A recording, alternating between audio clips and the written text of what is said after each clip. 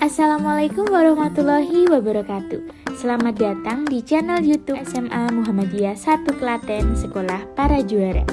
Halo students, gimana kabarnya hari ini? Semoga kalian tetap sehat dan selalu menjalankan kewajiban sebagai pelajar dengan baik. Terima kasih sudah klik video ini ya. Di video ini, kamu akan memperoleh informasi materi yang sangat bermanfaat dan dapat membantumu untuk menjawab tugas-tugas yang akan diberikan. Jangan lupa untuk catat dan rangkum materi ini agar dapat kamu gunakan untuk belajar lagi. Eits, tapi sebelum mulai pembahasannya, jangan lupa untuk klik tombol subscribe dan like video ini ya, biar kamu ikut mendukung sekolah kita agar menjadi sekolah yang terdepan dan lebih baik lagi. Oke, selamat belajar dan simak videonya baik-baik ya.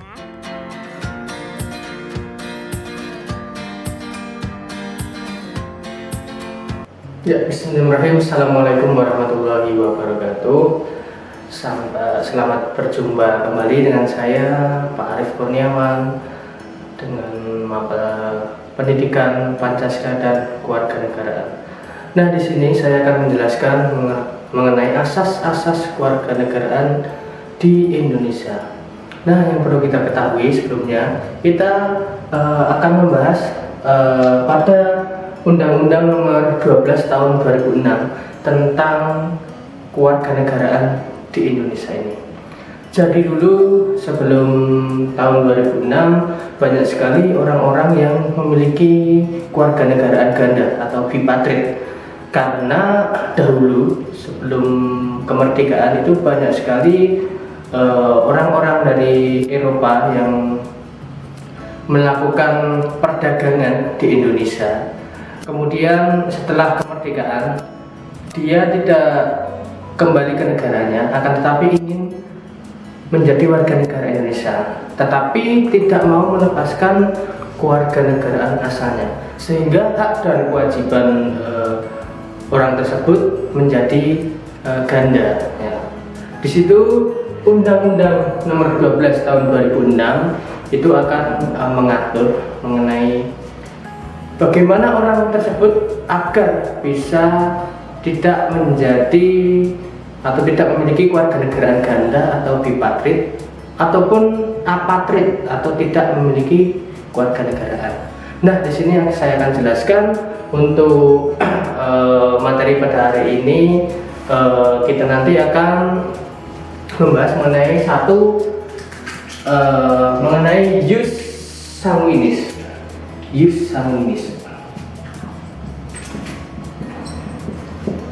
Kemudian yang kedua ada jus soli. Yang ketiga ada apatrit. Dan yang keempat ada bipatrit. Dan kelima ada naturalisasi.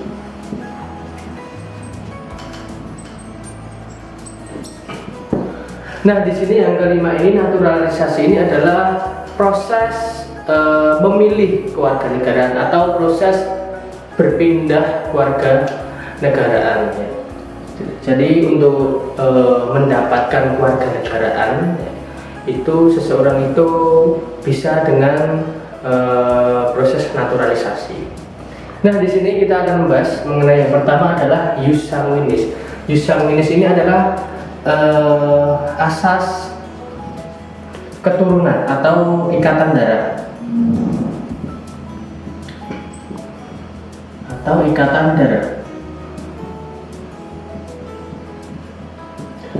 Nah, di sini yang dimaksud keturunan atau ikatan darah ini adalah di mana seseorang mendapatkan kewarganegaraan itu berdasarkan keturunan.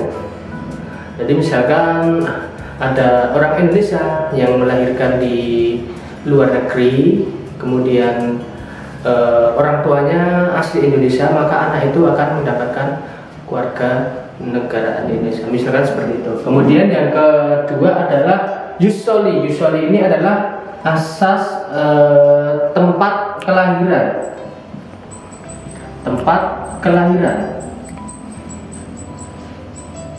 Nah, yang dimaksud di sini adalah tempat kelahiran itu di mana seseorang mendapatkan kewarganegaraan berdasarkan tempat di mana ia dilahirkan. Itu adalah asas ius soli. Kemudian yang ketiga adanya apatrid. Ya, apatrid ini adalah tidak memiliki kewarganegaraan.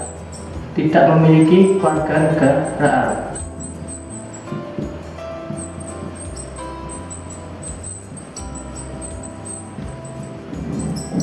Kemudian yang keempat ada bipatrid. Ini adalah memiliki kewarganegaraan ganda.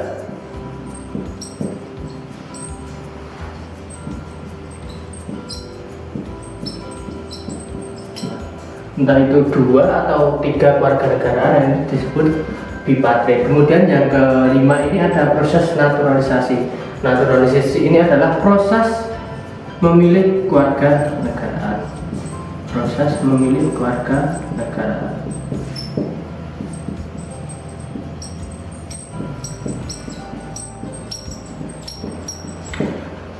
Nah, di sini dalam naturalisasi ini ada naturalisasi istimewa dan naturalisasi biasa. Kalau naturalisasi istimewa itu adalah di mana seseorang itu mendapatkan kewarganegaraan karena dia memiliki jasa yang besar oleh negara, ataupun dia memiliki prestasi yang sangat bermanfaat untuk negara. Misalkan pemain sepak bola, ya, pemain sepak bola, kebanyakan pemain sepak bola itu memilih proses naturalisasi istimewa untuk mendapatkan kewarganegaraan sesuai dengan negara yang diinginkan. Jadi kalau naturalisasi istimewa itu prosesnya itu lebih cepat daripada naturalisasi biasa. Kalau naturalisasi biasa itu ada syarat-syaratnya, nanti bisa dilihat di buku paket. Salah satunya adalah menetap di Indonesia selama 5 tahun, ya, minimal 5 tahun secara berturut-turut, ataupun 10 tahun secara tidak berturut-turut. Misalkan 2 tahun berada di Indonesia, kemudian kembali ke negara asalnya, kemudian 2 tahun lagi berada di Indonesia, seperti itu selama 10 tahun. Kemudian memiliki tempat tinggal dan penghasilan yang tetap, dan mengakui bahwa Pancasila dan Undang-Undang Dasar 45 sebagai dasar negara kita. Nah, kemudian kita akan membahas mengenai bagaimana seseorang itu bisa apatrid, bagaimana seseorang itu bisa bipatrid. Nah, bagaimana orang itu bisa menjadi apatrid, bagaimana orang itu bisa menjadi bipatrid. Nah, kita bisa tentukan, kita mau menentukan bagaimana seseorang itu bisa bipatrid dulu ya. Bipatrid itu memiliki kewarganegaraan ganda. Contoh, misalkan Alex ini laki-laki berasal dari negara Brazil. Nah, negara Brazil, jadi di Amerika itu kebanyakan negaranya menganut asas ius soli. Ius soli itu adalah tempat kelahiran. Ya, ini ius soli ya. Tadi sudah dijelaskan ius soli. Jadi Brazil ini menganut asas ius soli. Kemudian menikah dengan wanita berasal dari Jepang. Misalkan saya namakan Ryu. Nah, Ryu ini wanita dari Jepang. Nah, dan Jepang ini menganut asas ius sanguinis. Ius sanguinis. Ius sanguinis ini adalah asas keturunan atau ikatan darah. Kemudian menikah, memiliki anak yang lahir di Belanda. Nah, lahir di Belanda. Dan Belanda ini menganut asas ius soli. Misalkan anak ini saya namakan sebagai misalkan Bambang, gitu ya. Bambang. Nah, kita lihat bahwa tadi soli itu adalah tempat kelahiran. Jadi negara Belanda ini mengakui bahwa Bambang ini sebagai warga negara Belanda. Jadi Belanda mengakui Bambang ini sebagai warga negara Belanda. Karena apa? Karena Belanda ini mengenal asas jus soli, asas tempat kelahiran, di mana dia dilahirkan, di situ dia memiliki warga negara. Jadi di Belanda ini, karena Bambang lahir di Belanda, Bambang memiliki warga negaraan Belanda. Kemudian kita lihat orang tua Bambang. Orang tua Bambang ini kita lihat ayahnya dulu. Ayahnya berasal dari Brazil dan masih memiliki warga negaraan Brazil, belum pindah warga negaraan. Karena Brazil menganut asas jus soli, karena Brazil menganut asas jus soli, soli tadi kan tempat kelahiran. Karena Bambang ini lahir di Belanda bukan di Brazil, maka Brazil tidak memberikan kewarganegaraan oleh Bambang, seperti itu. Kemudian kita lihat ibunya berkewarganegaraan Jepang yang menganut asas jus sanguinis. Sanguinis tadi kan ikatan darah atau keturunan. Maka karena Bambang ini adalah anaknya Ryu yang masih memiliki kewarganegaraan Jepang, maka Jepang memberikan kewarganegaraan kepada Bambang. Kenapa? Karena Jepang menganut asas jus sanguinis. Sanguinis itu keturunan. Maka dari itu Jepang mengakui bahwa Bambang ini adalah anak Ryu yang memiliki kewarganegaraan Jepang, seperti itu. Jadi karena Belanda dan Jepang ini memberikan kewarganegaraan, maka Bambang ini memiliki dua kewarganegaraan, ya, memiliki dua, yang satu Belanda dan Jepang. Nah, ini yang dinamakan bipatriot. Itu. Jadi seseorang itu bisa mendapatkan dua warganegaraan sekaligus. Contohnya seperti ini. Misalkan satu lagi. Misalkan Jack, ya. Jack ini laki-laki dari Swedia, Swedia. Karena Swedia menganut asas jus soli. Kemudian menikah dengan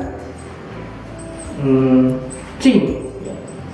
Qing ini dari Cina, ya, dari Cina yang menganut asas jus sanguinis. Misalkan ini tadi saya ganti menjadi Jack ini berasal dari Inggris, ya, Inggris ini menganut asas jus sanguinis. Kemudian menikah dengan Qing dari Cina dan melahirkan anaknya, misalkan saya namakan Ali, ya, dari Malaysia yang menganut asas jus sanguinis. Nah, kemudian kita lihat Ali ini lahir di Malaysia. Malaysia menganut asas jus sanguinis. Sanguinis tadi adalah keturunan. Kita lihat orang tua dari Ali. Apakah orang tua Ali ada yang dari Malaysia? Karena tidak ada yang dari Malaysia, maka Malaysia ini tidak memberikan kewarganegaraan kepada Ali, ya. Karena orang tua Ali tidak berasal dari Malaysia, tetapi berasal dari negara lain yang masih memiliki kewarganegaraan negara asalnya. Kemudian kita lihat orang tua dari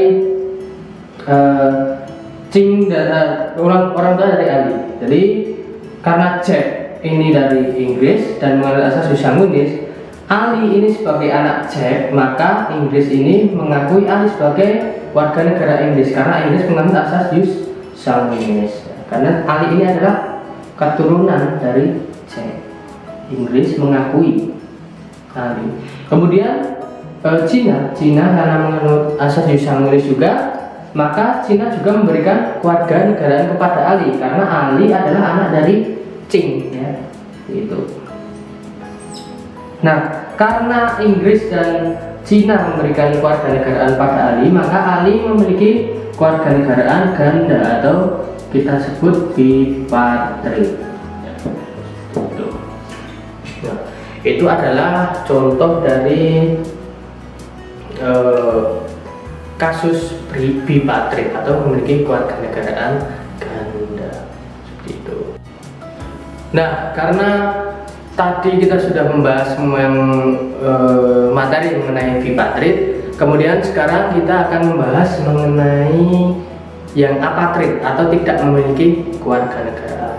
Contoh kasusnya adalah seperti ini. Misalkan, ya, misal Ali ini berasal dari Peru misalnya. Peru ini mengambil asas jus soli. Kemudian menikah dengan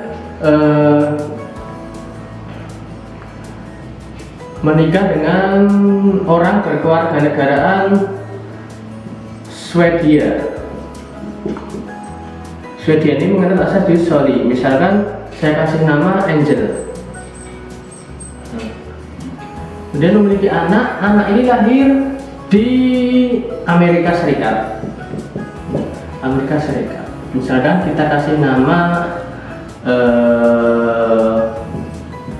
Pretty, ya. Nah, Pretty ini lahir di Amerika Serikat. Mohon maaf, saya ganti. Ini kita ambil misalkan contoh Inggris saja, ya. Inggris ini mengandung asas jus sanguinis. Itu. Nah, kita lihat dari negara Pretty dilahirkan. Karena orang tuanya bukan berasal dari Inggris, kita lihat Pretty lahir di Inggris. Inggris mengandung asas jus sanguinis. Kita lihat kalau menganut asas jus sanguinis di tempat kelahirannya, kita lihat orang tuanya. Orang tuanya apakah ada yang kewarganegaraannya sama dengan tempat kelahiran sang anak? Kita lihat, karena ayah Peru, ibu dari Swedia, maka Inggris tidak memberikan kewarganegaraan. Berarti ini Inggris tidak memberikan kewarganegaraan. Kemudian kita lihat orang tua dari Pretty ini, karena Ali ini lahir di Peru atau memiliki kewarganegaraan di Peru, dan Ali di Peru ini mengandung asas jus soli tadi adalah tempat kelahiran, dan Pretty lahir di Inggris. Jadi karena Pretty lahir di Inggris, Peru tidak mengakui. Kalau misalkan Pretty lahir di Peru, ya maka Pretty akan diakui sebagai warga negara Peru, seperti itu. Jadi Peru itu tidak memberikan kewarganegaraan kepada Pretty karena Pretty tidak lahir di Peru, tapi lahirnya di Inggris. Kemudian kita lihat ibunya dari Swedia. Swedia juga mengandung asas jus soli. Soli itu tempat kelahiran, di mana dia dilahirkan, di situ dia diberikan kewarganegaraan. Nah, karena Angel ini dari Swedia dan Pretty lahir di Inggris, maka Swedia itu tidak memberikan kewarganegaraan. Nah, dari ketiga negara ini tidak memberikan kewarganegaraan, maka Pretty ini tidak memiliki kewarganegaraan atau dinamakan apatrid. Tidak memiliki kewarganegaraan. Nah, kalau kasus seperti ini, bagaimana nanti Pretty mendapatkan kewarganegaraan? Sama halnya dengan yang bipatrid tadi. Kalau bipatrid tadi memiliki kewarganegaraan, kalau memiliki dua kewarganegaraan bisa memilih. Tetapi dengan syarat bahwa di Undang-Undang nomor 12 tahun 2006 itu adalah di sana menyebutkan bahwa syarat memilih kewarganegaraan adalah berusia 17 plus 1 tahun atau 18 tahun. Nah, bagaimana jika anak itu belum berusia 18 tahun? Nah, jika anak ini belum berusia 18 tahun, maka anak ini masih ikut kewarganegaraan ibunya. Karena ibunya yang melahirkan, yang menyusui, yang merawat dia. Meskipun ayah juga merawat, tapi lebih ke ibunya, seperti itu. Nah, nanti ketika dia berusia 18 tahun, dia sudah bisa memilih kewarganegaraannya sendiri. Misalkan yang apatrid ini, naturalisasinya berapa? Bagaimana memilih kewarganegaraannya? Yaitu dengan mengajukan permohonan naturalisasi seperti itu. Kalau di Indonesia kan syaratnya 5 tahun menetap di Indonesia. Mungkin kalau di luar negeri beda lagi syaratnya seperti itu. Nah, kalau yang ini bisa memilih kewarganegaraan orang tuanya ataupun tempat dia lahir, ataupun bisa memilih warga negara lain ya, dengan proses naturalisasi tersebut. Dan yang Bipatri tadi juga mengajukan proses naturalisasi atau memilih kewarganegaraan. Boleh memilih salah satu dari 2 atau 3 kewarganegaraannya tersebut. Boleh juga pindah negara ya, pindah negara bukan berasal dari kewarganegaraan ayah ataupun kewarganegaraan ibu, ataupun kewarganegaraan anak itu dilahirkan, itu bisa, itu dengan proses naturalisasi. Itu syarat-syaratnya setiap negara itu berbeda. Ya, mungkin itu tadi sedikit pengertian dari Undang-Undang Nomor 12 Tahun 2006 tentang asas kewarganegaraan di Indonesia. Sekian dari Pak Arif, semoga bisa bermanfaat. Sampai jumpa. Assalamualaikum warahmatullahi wabarakatuh.